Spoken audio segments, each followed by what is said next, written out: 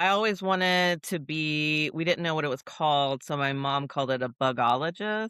Any vegetable that's, like, pest themed. So, like, last year I grew rat-tailed radishes. The amount of times that you get a phone call, they're like, "Hey, I have this rodent, bat, whatever, trapped under some piece of something." One time I got called out because these rats fell from the ceiling, like. Yeah, that's never good.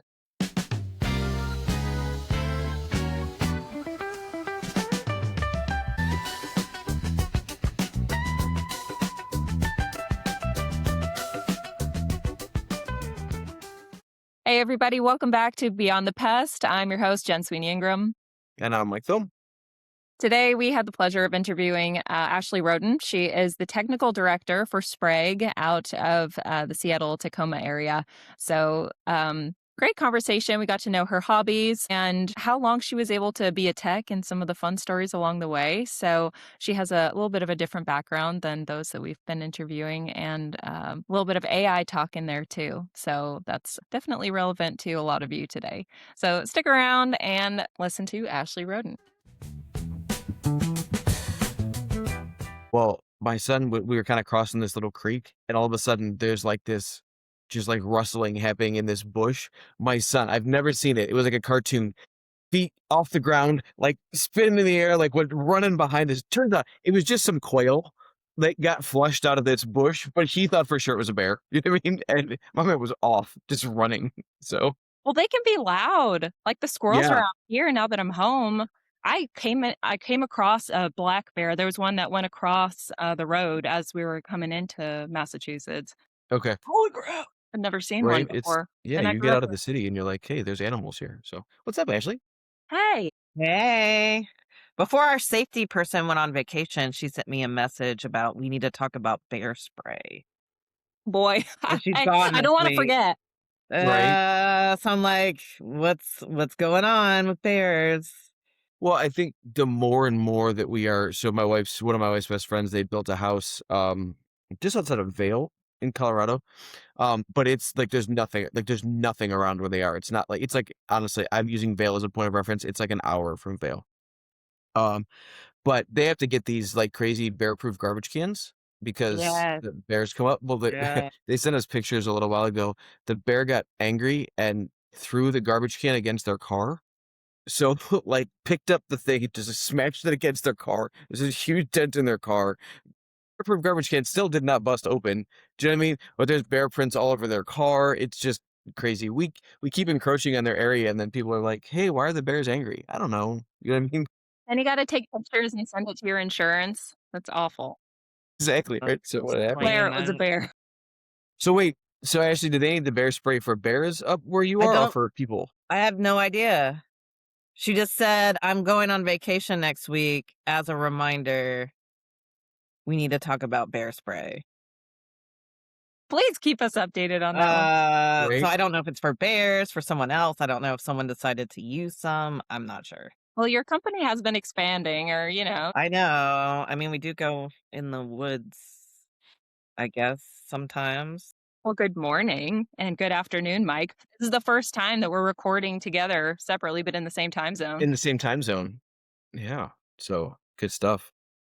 Ashley, you come across to me as a night owl, but is Yes. that outlandish? No, I hate the morning. Okay.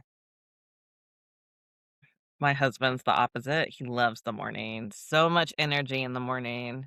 Wants to Opposites do tell me attract. everything, and I'm like, Uh, yes, I like to stay up later. We have now, okay, Jen, do you have like I have the same dynamic at home. I'm up at 5:45 and I'm like, what do you got going on today, Yeah, babe? You that's know, he's like, what's the how plan? he Where you was working this at? morning. And she's like got the covers pull over. But then like 11 o'clock at night, she's like doom scrolling on her phone. She's like, oh my God, do you want to see this TikTok? No, I Yeah, want to yeah. sleep. So Yeah, It works well because he brought me coffee in bed and, breakfast. that's great. I used to think I was a So it's morning great for me. person. Then I got into pest control and I was like, oh no, 7 a.m. You want me here at 7 a.m.? Now Dressed? there's people that start at, like, 4 a.m., 3 a.m., like, I'll well, I stay think up till 3 a.m. I think when you run a commercial route, you know what I mean? Like, if you've gotta be in and out of a restaurant before they open for breakfast or grocery or a lot of these places, you know what I mean? That's why there's some companies Yeah. like a baker shift, you know what I mean? That would have, their techs run overnight and be done by 4 o'clock in the morning just to accommodate that. So, it's not something you ever really have to worry about on the residential side, but on the commercial side for sure. Well, they also do it, especially in, like, SoCal and Arizona, because it's just too hot. Yeah, Oh, that's facts. right. We So, have overnight shifts in New York City, that we run just because and honestly, like, our technicians just have keys to everything. Do you know what I mean? And they just run overnight. It's too busy to try to navigate New York City during the day, right? So it's just easier to do it Or you overnight. get nothing done. No.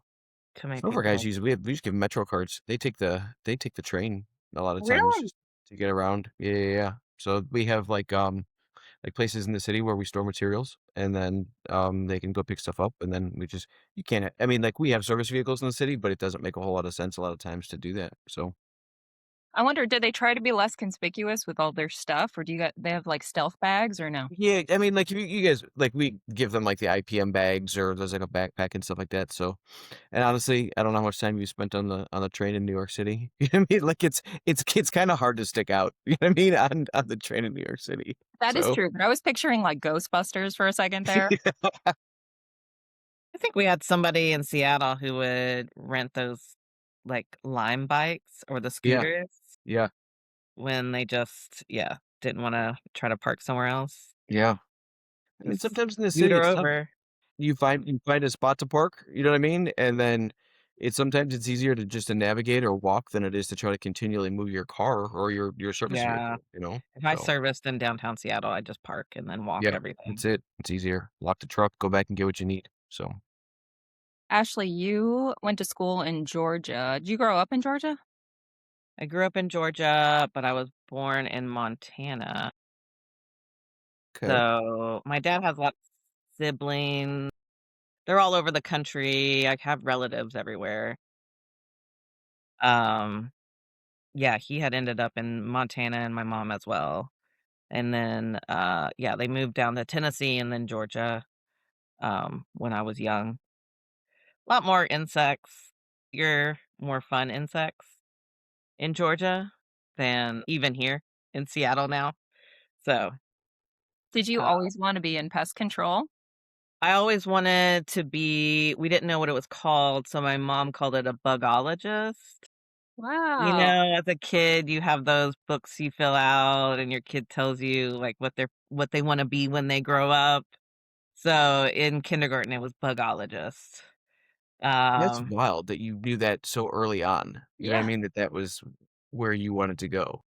I mean, I think insects are also so accessible to everyone, like, no matter where you live, in a city, in the country, wherever. So, it was just we ended up in, like, rural Georgia. Um, so not a lot of things to do, but we had a big backyard and there were walking sticks. I remember there was a tent caterpillar outbreak one year when I was a kid, so I collected all the tent caterpillars, and then, of course, they just died in the box I put them in because I was good at killing them from an early age. That see? Lots of daddy long legs, which then I got scared because the rumor in elementary school was The most that venomous spider on the planet, right? exactly, Yep. exactly. I believed it too, and then, yeah, obviously now I spend time combating that terrible, terrible information that's not correct about daddy long legs. So did all the kids at school go to you with bug questions or wave them in your No, face? I don't think I talked about it at school usually. If it was I public think I school, kn that was for the best. yeah, it was public school. I talked more because I always had a lot of pets, so I think I talked more about the mammals than the insects with people. Yeah, we always had cats and dogs, and then I raised rabbits as well, so always lots of animals around. Do you know what I wonder? Before the age of social media and the internet, how did rumors like that become so I pervasive? don't know. It's like So I have no, looked no, I into know it. you moved to Georgia, Jen, I'm sure you probably heard that. You know what I mean? Like that the Danny Longlegs was the most There venomous fucker on the Yeah. planet. Like, I how heard did it that get recently. Somebody yeah, there's, told like, before the people internet? that study that, like, how kids spread facts like that. Yeah, facts. I read a I'm on Reddit a lot, so I like the Ask Historians Yeah, subreddit. yeah, yeah. So usually those are pretty accurate. So there was a post recently about like how did kids spread things throughout the country. It was the one about claiming the front seat in the car, like punch bug Oh, yeah, and yeah, you were get you, the like, front. driving if you saw Yeah, the apparently it was traced to some like second grader or something somewhere in the 70s, and crazy. he was able to tell his friends, and then it just spread throughout the whole country. That's wild. Like, Um, that's wild. That is absolutely wild to me to think that even before all of this, do you know what I mean? The world is not yeah. nearly as big as we think it is, you know? No, and I use that in training now with employees, like, people still have heard that in their past. So, I'm trying to remember, but yeah, somebody that I was speaking to within the past year outside of pest control, I let them know what I did for a living and they told me that fact. And I was like, you know what? We're going to stay acquaintances and I really yeah, just don't want to go there. yeah, it's Yeah. Yeah. gotta Yeah. It's yeah, crazy, right? back off Crazy. when yeah, Yeah. sometimes they're not open to hearing that that's not accurate, so Yeah. like, they only have one body segment, they're not even a spider. Like, go They're to a so cool though. well. When they start shaking all together and you see the big clumps of them, oh, that was so cool. I used to see that a lot in Texas. Yeah, I just they were everywhere in Georgia. I don't see them as much now. But, yeah, one of my current hobbies is gardening, so I am very acquainted with the insects and arthropods currently in my yard. I think my neighbors kind of sometimes I'll stop and, like, turn over rocks in the front yard and look at what's under there, and that's not always I don't think the average person walking by assumes that Yeah, I'm that's looking curb for insects. appeal. You are Yeah, meticulous. You wanna make sure that every grain of sand is in its proper place. so I just wanna yeah, understand what's going on. There's a lot of stuff going on. Yeah. So how did you end up in the Pacific Northwest then? We're in Georgia. We go to school. What does that look Yeah. like? So my family, like my parents and sister are still in Georgia, but they're not going to stay there. And really, I don't have any other relatives in Georgia. So we don't have like deep ties to Georgia. The reason they moved there, well, let's see. In Montana, it was hard for my parents to find work. And like my family, they're big hunters. So that's where we got, like, our meat, and then we'd, like, barter for vegetables. So they just wanted better opportunities, so they first moved to Tennessee, and we lived on the Tennessee River, and then, they did know at the time that Georgia was gonna start covering people's college. Mhm. So they moved to Georgia because of the Hope Scholarship, which did pay for my college, and Was that before Tennessee implemented whatever they did? yeah, it was right before Tennessee did it, years later. But, Gotcha. yeah, Georgia was first under Zell Miller, I think, the governor. Um, and so, yeah, so we moved just over the border. We were just south of Chattanooga. And, yeah, the Hope Scholarship did pay for my college, so it worked out. That's amazing. That's a nice area right there too, right outside Yeah, Chattanooga. it's beautiful. So it's one reason why I always wanna live somewhere with mountains. Because that's just the environment I'm used to. So I'm happy that I'm in an area where I can still see mountains surround me.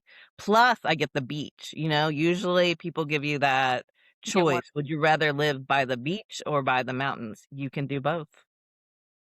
So at Sprague is only commercial, right? Commercial only, yes. Wow. So how did you like Mike was saying, you Oh, so I had moved some there. friends up in the Pacific Northwest. So after grad school, I moved up here. Yeah. Okay. Cool. And then did you find Sprague right away? I did well, I applied to a bunch of different things, but yeah, one place I did apply was Sprague, and I was a technician at first in our Seattle branch. Okay. I think that's how we all Um, started. I love that. yeah, I think Yeah. I'll say that now my husband says my stories are much more boring than when I was a technician. You're just like everyone else Yeah, I would now. agree with that. Like, the stuff you Um, see as a yeah, technician it's are like wild. office stuff now, it's not as interesting, Oh yeah. but, uh, yeah, I think it's a fascinating job. I think it's like putting together puzzles and not everything's straightforward. Sometimes you have to find different people to talk to or different areas to go to. And it's just like a big puzzle you have to put together to try to get, what you want done, which is usually getting rid of the pests. Yeah, especially in commercial. You need to finagle your way into people's hearts sometimes.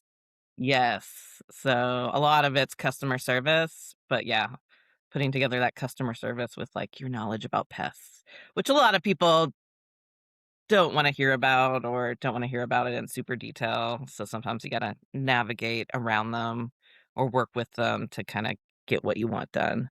Yeah, when you're super geeky and you just wanna tell them everything you know about bugs, Yeah, I know. or They olden don't know of it. I don't know.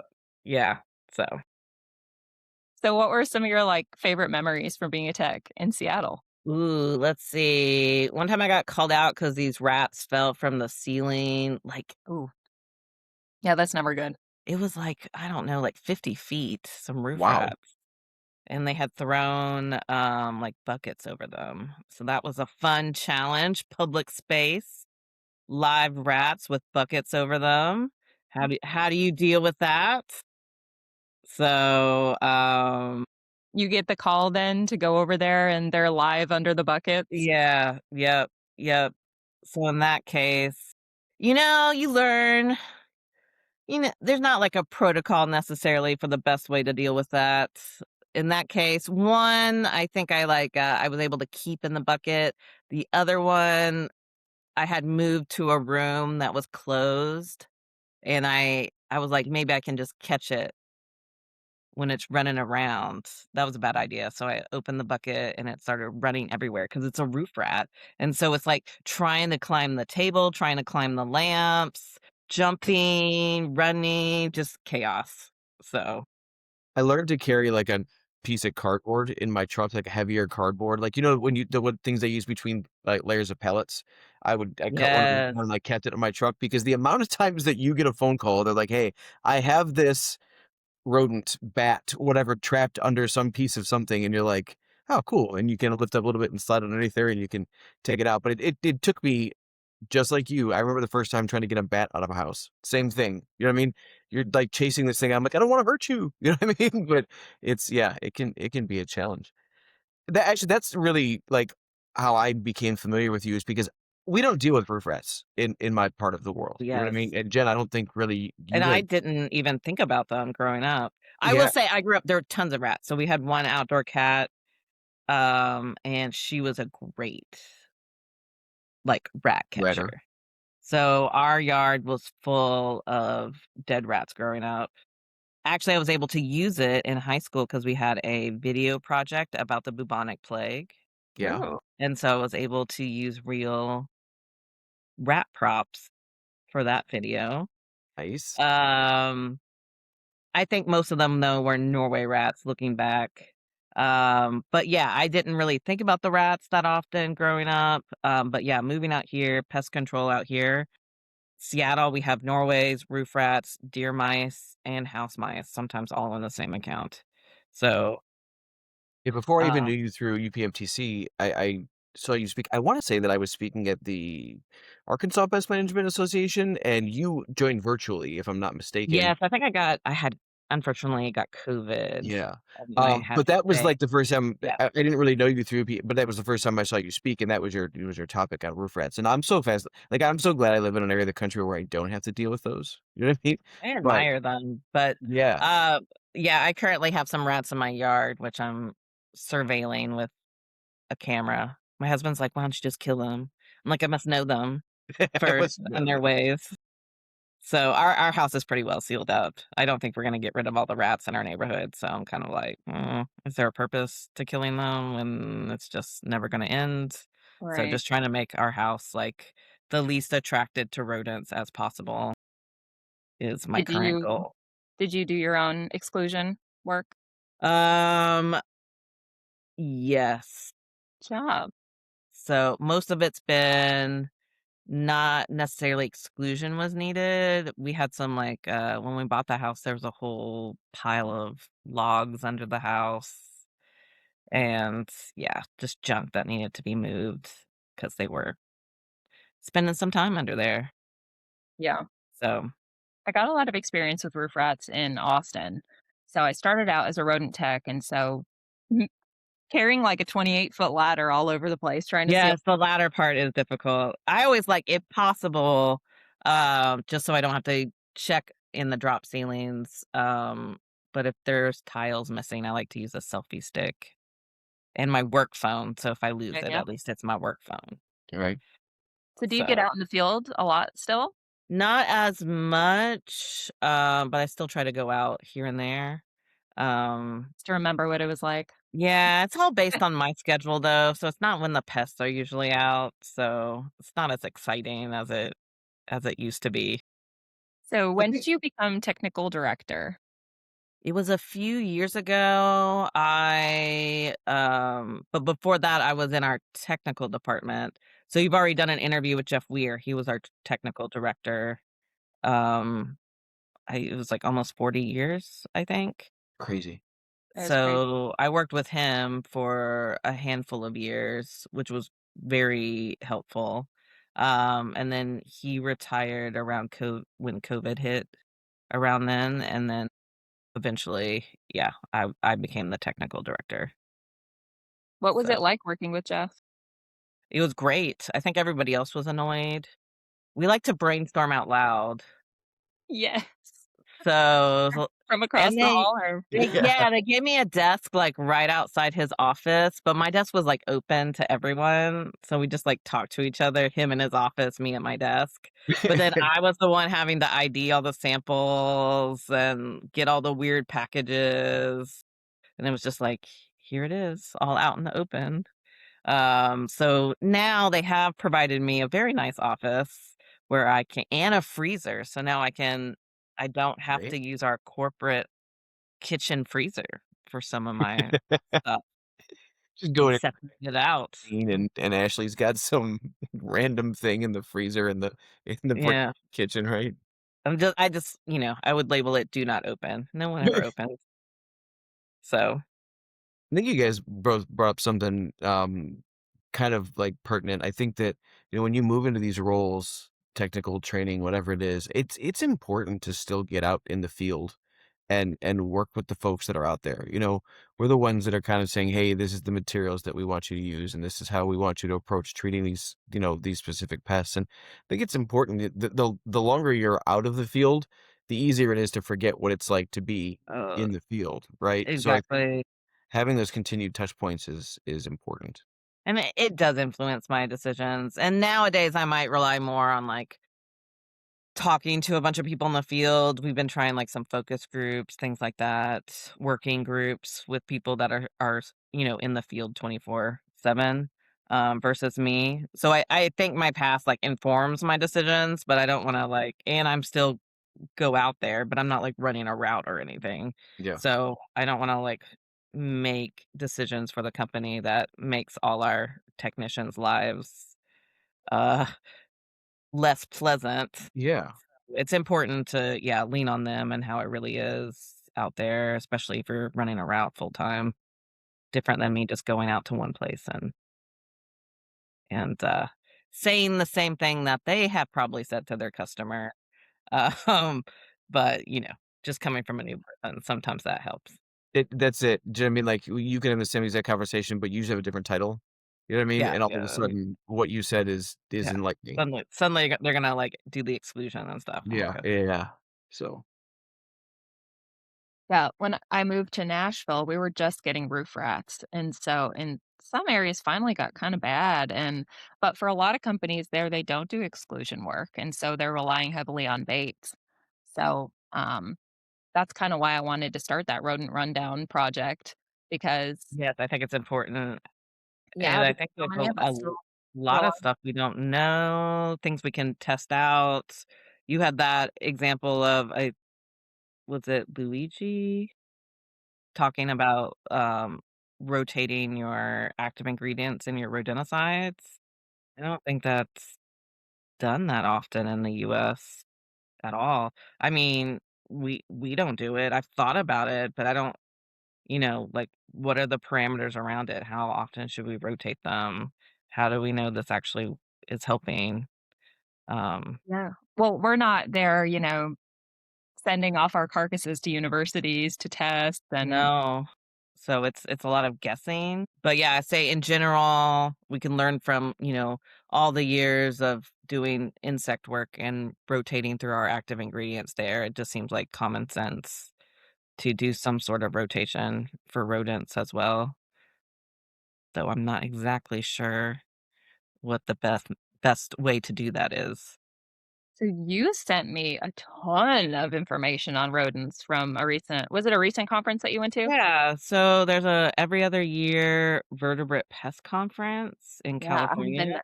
and I highly recommend it. And they always have they have usually a lot of content on commensal rodents. So I sent you all my notes from that. Okay, but can we talk about the notes? Because that was meticulous and Well, very well done, but I was very impressed. And I wondered if you do that for every conference you go to. Mike, I think it was like a 98 pages or something. yeah, so I you did want to bring up AI during this. So that was helped by AI. So Okay. I gave it instructions like I'm at this conference. Here's the whole agenda for the conference. So make sure that each set of notes has this information and then tell it not to make up stuff. Um Wow. and uh then I will say with AI my spelling has gotten worse. So, a whole bunch of like my misspelled, quickly typed notes I put in there and then it makes it look a lot nicer.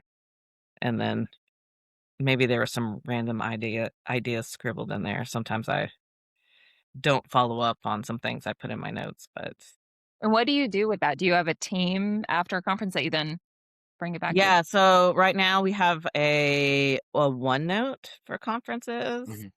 And so I have all the conferences. I've been using OneNote since like grad school. So there are a lot of conference notes in this OneNote. And so at least my team can search it.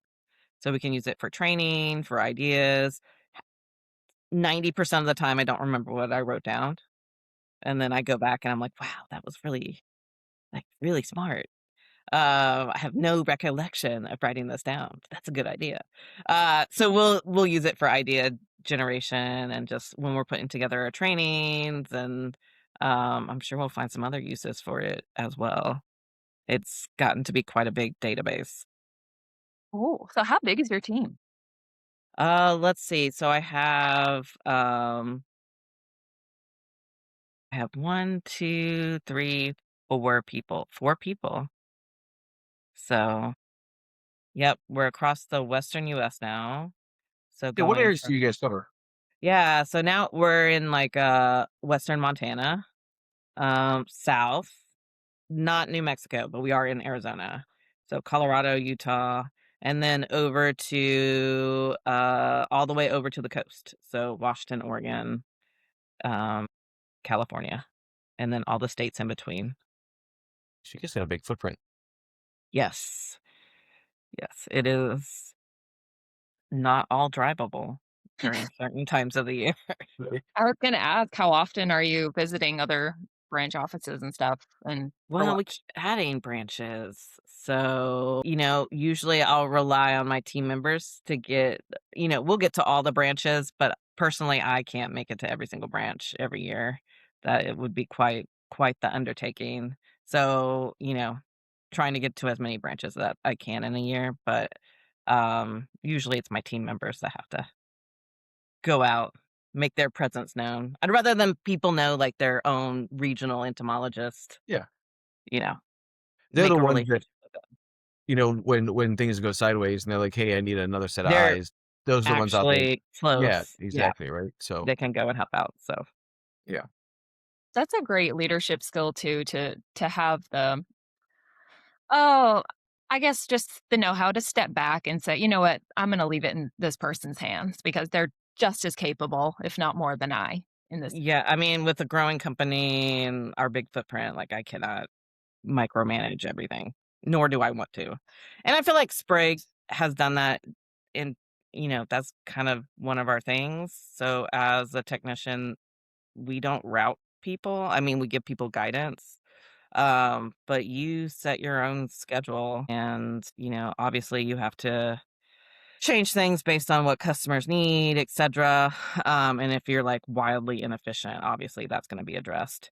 But, when I started, I was given a list of accounts and I mapped them out and came up with my plan on how I'm going to, you know, plan out my route for the month.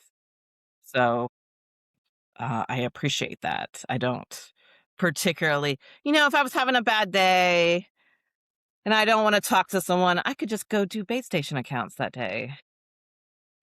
That's a good Or point. maybe it's, like, pouring down rain and I don't wanna do bait station accounts, then I can go do all the stuff where most of the time I'm inside. So, giving people that flexibility and they're the expert in their area, is very important. So you were a technician for how long, and then how did you move up to It your was like current position? 2.5 years, Wow, that's 3, somewhere great. in there. So, I worked on some other projects. They knew like, I would talk to Jeff Weir, who was the current technical director, and I think, he needed some more assistance in his department. It was just him.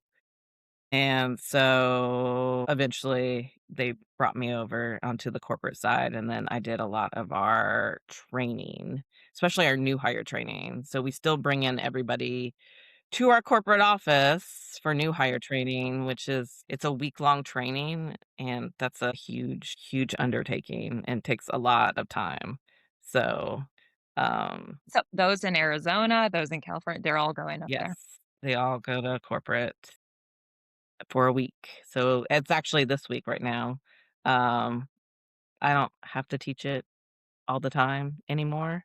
So one of the regional entomologists is teaching it this week, which is good because he was actually a tech as well for 7 years. So I think they'll get a fresher point of view from him than me, who's been out of the field for a little bit at this point. I love how every company does it differently. So it is neat, even though it's kind of maybe a big to do for a lot of them, especially if they're not in that area to be gone from home for a week. It is. Like, Some of them have never flown on a plane before. So yeah, sometimes it's a really big eye opener for new employees. We really try to take care of them when they're here at the corporate office. I would always give this speech when we had our new hire training, the in-person one, to everybody. I'm like, "Look, if this is your first business trip, you're adults. Y'all do what you need to do, but just know if you're gonna hoot with the owls, be ready to fly with the eagles in the morning. Like, I wanna see you here at Y 7:30 in the Yes, morning." You know what I mean? they get So, a speech. yeah, Yep, you exactly. that's important to set Yeah, expectations. yeah, They call it CLM, career limiting moves. yeah. Please do not make those. We would always just say, "Don't be that person." Do you know what I mean?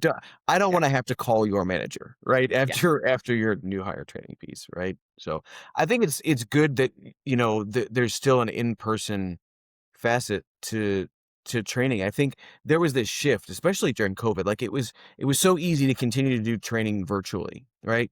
And there's a lot of value in this, but there is so much value in physically being in proximity to the person that you're trying to teach. You know what I mean? Like, And, it's like, have them things for them to touch yes, or, and like, also hear all this the like, insects. virtually, it's too easy to get distracted. You know what I mean? Like, I could be learning here, but I have 3 computer screens. Do you know what I mean? So, I'm here attending this training, right? But am I working on something else or whatever? Where in person, you know, it's you have to be locked in. You have to be focused. And to your point, you know, I can't teach I mean, I guess I can teach you how to set a snap trap virtually, right? But the only way you learn to do it is to set a snap trap. You gotta hold it in your hand. You know what I mean? So I love that there's still a in-person component to what you're doing. I'm starting to see more of a return to that. You know what I mean? Yeah, we did when we obviously during 2020 we were one of the first places Seattle was to shut down for COVID. There were some, retirement homes in the area that got hit pretty bad, some of which were asking for service, and that's like, aren't your residents, like, getting this new disease we don't know anything about? I remember that. Maybe we don't wanna go inside right now. Yeah. Um So, yeah, during that time, we did pivot quite a bit to virtual. I've seen since then, yeah, people just aren't as interested in virtual. I think they got stuff from it. They enjoyed it at the time, but people do appreciate being in person and being able to touch things and hold things and experiment with things versus just listening to someone lecture. I mean, we've tried things like breakout rooms and other things. It's You not the same. agree with that term, like cringing. Yep. Even for as a presenter though, I've done both. You do the in person, you do these virtual trainings for the different states and stuff like that. I have a hard time because like I want to build engagement with my audience as a presenter, and it's really hard to do that when there's no faces to look at. I'm just Yes, looking at a that's the computer struggle. screen, and then I feel like I'm boring because I'm just presenting information, and there's not a whole lot of inflection in what I'm saying. And like I said, I can't connect with the people in the room, so. As a presenter, I would much prefer to be in front of someone than doing it virtually. Yes, especially those virtual trainings where yeah, like sometimes you can see who's in the class Yeah, and that's a little bit better, but yeah, sometimes it's just you talking and you see nobody. You're not quite sure how people are taking things. yeah. So yeah, it's not, you don't get that immediate feedback on whether what you're explaining is working or not. So, do you get to work from home often? Um, yes. So today I'm working from home. I usually work at home trying a strategy. Well, I've been trying it for like the last year. I think it's working. On Wednesdays, I work at home. It's the middle of the week. So, it's not like I'm trying to extend my weekend or something. But I try to set no meetings on Wednesday. Nice. Obviously, I'm doing this. This is a Thank you. meeting, but yeah, usually no meeting Wednesday so I can actually work on projects and check in on people and do all that stuff I need to do that sometimes in between meetings I just don't have time. I don't know if I'd call it a meeting. It's like a low key gathering, and Is we it? Yes. appreciate being here. Yes. Do you also always wear pink on Wednesdays? I do not. Is that what No. they did in Mean Girls? Was it Yeah, Wednesdays they wear pink? that was Okay, my okay. that was my Mean Girls reference, sorry. Yeah. I love that you know that. Yeah, Did you see the musical? I did. I did not. What did you think? Recommend I it li or I thought it was fun. Yeah, so my wife and I have had, season tickets to the Broadway series here in Cleveland. So Cleveland has the second largest performing arts center in the United States outside of New York City. Cool. A lot of times when stuff, first comes off of Broadway, it'll come here or, we're one of the first stops usually. So I've got a chance to see a lot of stuff over that's the years, and that one was awesome. good. It was very entertaining, very fun. Yeah, those I'm gonna be honest with you, like the teenage girl in me, those are the ones I like. You know what I mean? I don't necessarily love all the real heavy stuff. I want to go see something fun. You know what I mean? So I yeah, I movies like rom-coms and yeah, teen movies from when I was a kid. I still enjoy those, and thankfully my husband does as well, so he's a big movie buff. He wants me to watch what is it now? It was some Arnold Schwarzenegger movie. Anyway, it's about to be my husband's birthday, and his birthday gift is that I have to watch whatever movie he chooses.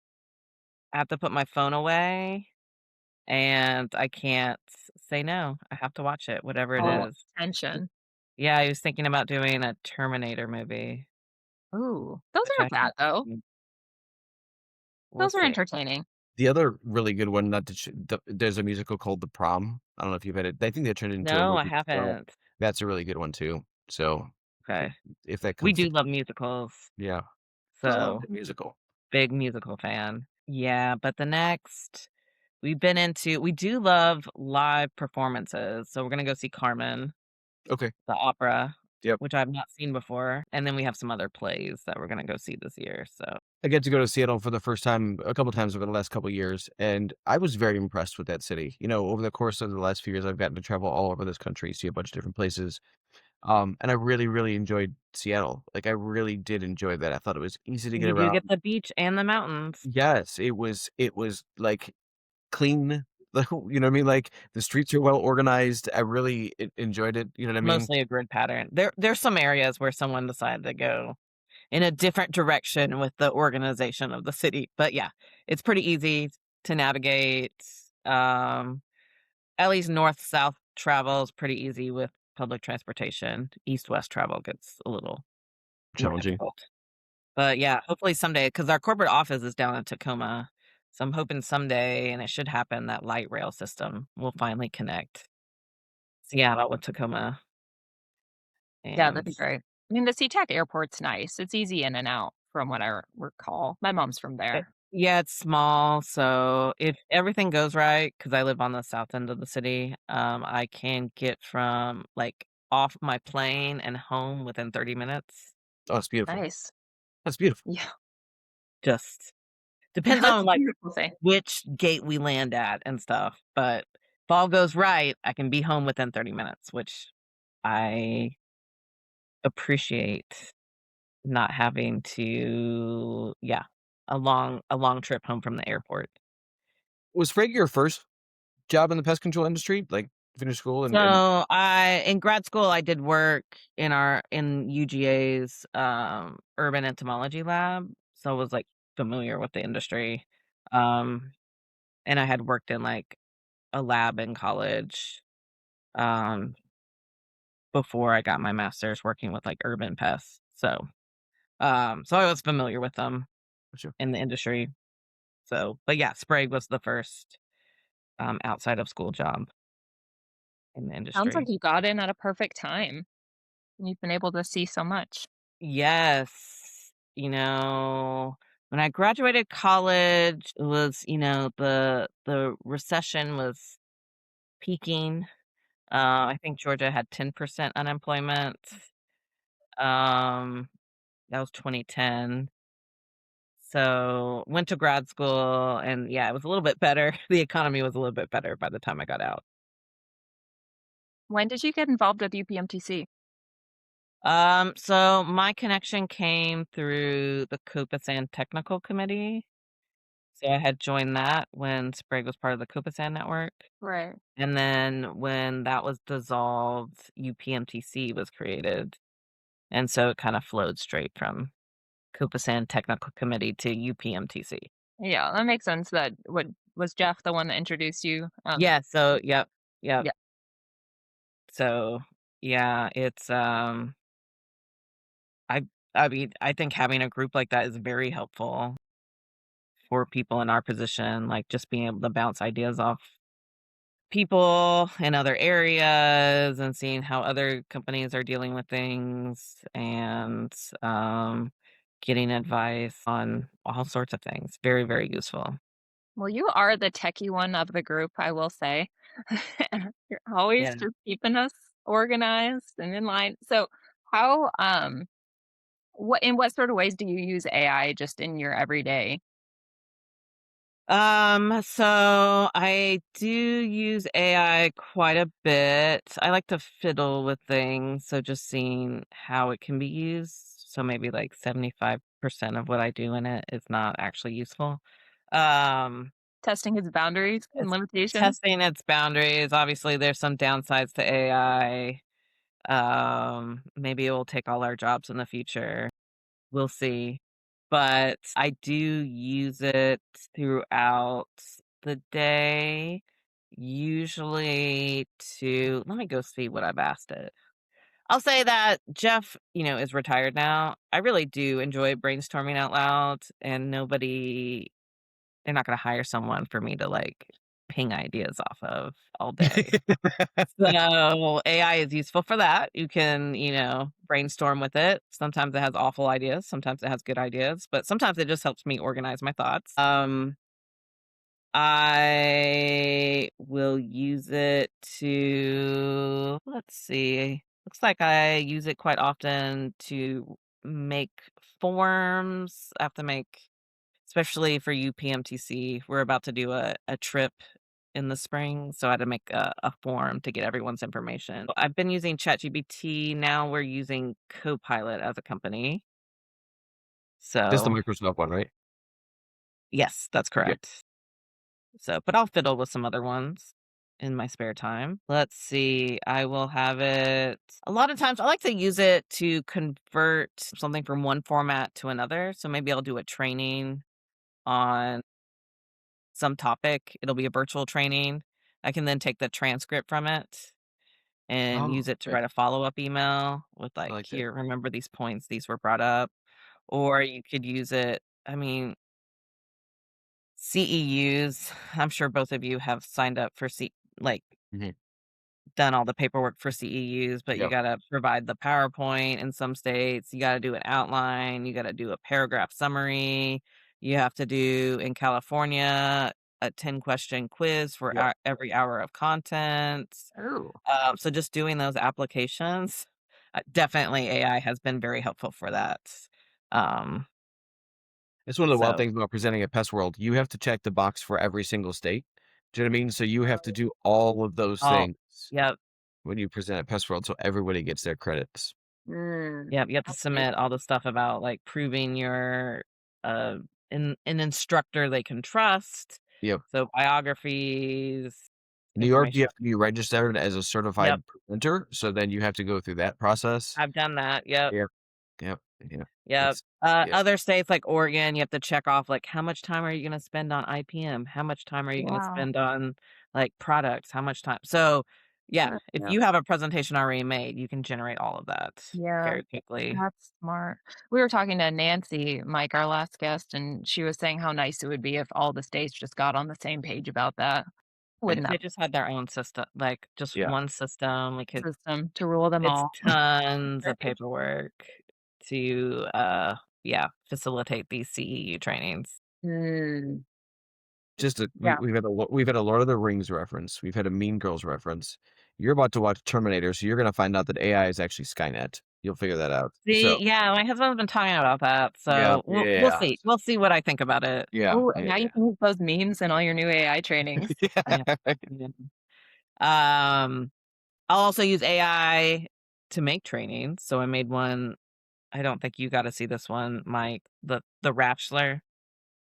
Yeah. No, I did why did I not see that? But I heard about it. Where was it I at did the that you did this? boring one. I did it in Utah, and then I did it internally for Sprague. But you talked Um about it at one of our meetings, I think. It's very yeah, people Yeah, interact with that yeah, one. yeah. Um, everybody, we're in a male-dominated industry, so everybody usually they're like, "Oh, I don't watch that show," but I'll watch it, like, if Yeah. my wife or Oh, someone's maybe like, forcing you I've seen it. So everyone seems mostly familiar with it, but yeah, the whole training is a roof rat dating show, and, um yeah, you get to see the Ratchler date several different lady rats. Who will he choose? You'll find out at the end. I love it. And what was the premise of the training? I just was tired of, my regular roof rat training. I love that. So it's just like, how can I deliver information about roof rats in just maybe a more memorable format? That's awesome. So we go over like how to trap, because like mysterious things are happening in the Ratchler mansion. Like the snap traps are showing up, and but they've hoarded food, and the traps weren't set very well. So a lot of Right. lessons to be learned. Ooh. Uh, the key is at the end. He chooses all the lady rats because he's a rat. Ah, Because he's a rat. And you didn't catch them. You didn't set your snap traps very well. You didn't use the right, you could have done some things a little bit better. So yeah, now he's gonna have a whole bunch of baby rats.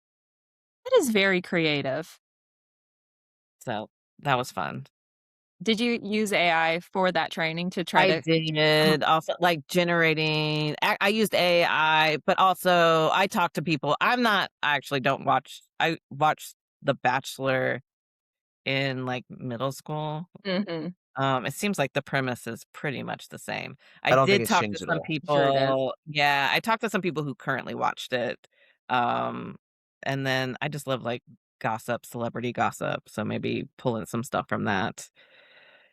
Um, yeah, so I've been entertaining myself and others by, like, kind of redoing some of our trainings, into some other formats, so it's not just like, "Here's facts about roof rats." Mhm. Um Maybe we can explore this better through the Bachelor. The thing is when you commit to some kind of reference like that, it doesn't You're all always in. hold up. Yeah. So we'll see what happens. I did an unsolved mysteries training recently about delusionary parasymptosis. And somebody was like, "What's Unsolved Mystery?" How do you not know Oh, who Robert Stack is? Come on now. I was like, "Well, it's a mystery. You'll figure it You'll get out, it. even if you Yeah, don't it's know the not difference." complex. Right. But, yeah, you know, your Yeah. references start aging you Aging? Yeah. as you get older. Well, I don't know. I appreciated your AI talk, and especially you talked a little bit about the ethics and everything, and the amount of water that it takes. And so, as much as I love AI and I do want to use it probably more than I do, I also love seeing all these videos now on Instagram of all these people saying no to the data centers. Yes, Yes. I it's For the completely next, understandable. Yeah, we'll see where it goes. Obviously, some things about AI are people over exaggerating its abilities. And then, yeah, it has real environmental consequences, which I find very difficult to pin down exactly how bad it is. Seems like that research is all over the place. But I do want to stay aware of, what these systems are doing. YouTube Um, is testing this automated deepfake uh software. really. So it's scrubbing YouTube videos and it's flagging stuff that comes up as deepfake stuff, which I think that's part of the Interesting. issue is that you just honestly now I'm finding as I get older, I want less and less to do with my phone and more to do with like physical things that I you know what I mean? And that's why I enjoy gardening now because I yes. can't have my phone on me.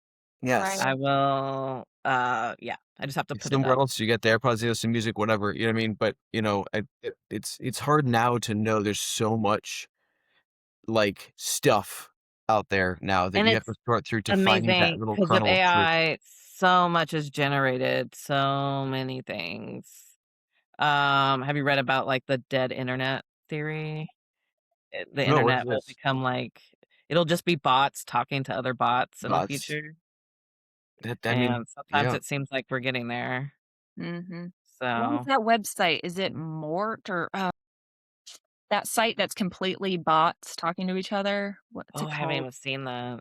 Ashley, Everyone's on Reddit, everyone's always you would accusing each go other. down the rabbit hole on this one. It's like it goes between dystopian, just like the humans are trying to take us over, we can rise above, and then the other bots that are like, "No, no, the humans are good, they made us," and it's insane. My husband was reading all these conversations, and I think I could handle maybe 10 minutes, and I was like, "Shut it down, is this like Terminator? I don't wanna hear Oh, how it wow. ends." It's pretty crazy, but I will say it is an incredibly useful tool, and if I could make my workday be 4 hours or 6 hours for AI to do the things that all the thinking, or just help me do it and then have the rest of the day to garden, yeah. then that's great. That'd be great, and instead, my day stays the same, and I just Mhm. and Squeeze it also, like, spurs side projects and right. is not What type of gardening do you do, and do you use pest control in your own garden? um, so I have vegetable garden, lots of berries. Berries do very well up here. Dear. Looking at my raspberries and blueberries out in my front yard. I like growing things from seed. So mostly it's like what can I grow to a plant from a seed? So lots of experimenting with seeds. Also like any vegetable that's like pest pest themed. So like last year I grew rat-tailed radishes. Nice.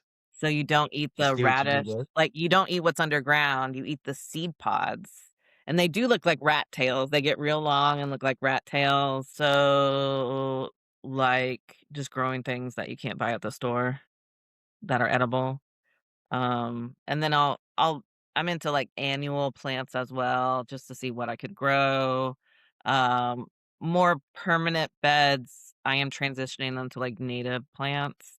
Mhm. But I don't wanna, like, limit myself to just natives quite yet because I wanna experiment and see, like, all these things, see how they grow, how they What work. do you what do you, what do you have that's not in the store? A lot of, like, herbs. So one I've been enjoying is sculpit. It's like an Italian herb. So you can eat the leaves, and it has these cool flowers. I also just planted some summer savory. Highly recommend. It's great on, like, red meats. We got an air fryer a couple years ago, which changed my life, but it has a dehydrate option on it Yep. as well, so you can put, like, herbs in there and dehydrate it, See, this is something and I have not gone into is the air fryer. it changed. It did have one more question I wanted to ask you, actually. We've asked everybody, what was your welcome to the industry moment? Did you have one when you're out in the field? You're like, oh my God, I'm doing pest control now.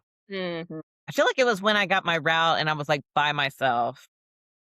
Like, you realize if you just have some confidence, you have a uniform on, and you say certain things, you can get in the back area Right. of a lot of different businesses, Nobody asks you a and question when you got a B&G in your hand. Like, no one wants to make eye no, contact with you. no, You know they're what I like, mean? "Oh, But they're yeah. supposed to be there." So, Yeah. Right. just, like, realizing, um yeah, people let you into places when you're there for pest control.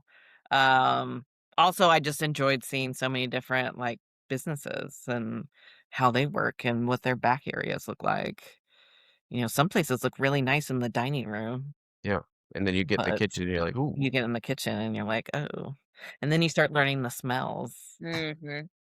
Yeah, that's when you know. Yep. Also, Yep. if you go watch Gardener's World, Ashley, like, there's no good Everyone's American been talking gardening about it, show. I have not. Dude, there's no good American gardening shows. Gardener's World, Monty Don. Good. I have a candle with him on here somewhere. Is my jam. I love that dude. And yes, you need to go check it out. So if you have a Roku TV, there's a whole Monty Don channel in their Okay. live TV thing, or it's on the BBC. It's amazing. Awesome. Okay, I will check that out. Yeah, of Thank you. course. Writing it down now. Okay. Someone else brought it up, I think, this week, but I didn't talk to you, Mike. It must have been someone Dude, else. I love the guy. I really do. Like, first off, the show's amazing. It's so like informational. The only thing is like their seasons are a little ahead of ours. Like what Yeah, he's working on. He's I got a really great like family reading story too. still. What was that? I prefer reading over watching videos. I feel like that differentiates me from, He's wrote like, several books. there we Oh, go. Yeah. So that's neat. yeah, Perfect. Mike is always good for a TV or book recommendation. that's it, right? That's awesome. Well, thank you so much for coming on today. It's been so great. Thank you. Have a good rest of your day. I Yes. will see you both Still around. morning Sounds where you good. are, so enjoy the rest of your It day. is still morning, so I got a whole day ahead of me. Okay, thank you. Bye. See you. Bye.